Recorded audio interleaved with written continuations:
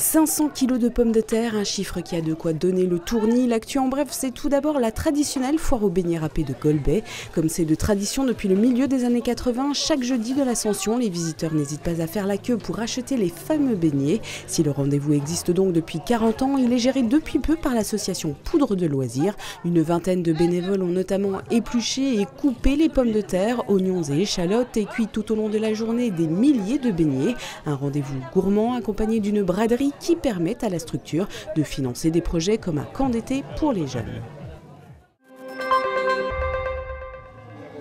Autre rendez-vous toujours prisé, les vide-greniers attirent chineurs et simples curieux à l'image de celui organisé ce jeudi à Saint-Nabord par l'association Les Navoiriaux en Fête. Une centaine d'exposants particuliers et quelques commerçants proposaient de la vaisselle, des vêtements et des disques entre autres. Un rendez-vous qui existe depuis 10 ans, mais si auparavant il était associé à un repas de Tofaï, il est devenu depuis 4 ans un vide-grenier à part entière géré par une vingtaine de bénévoles.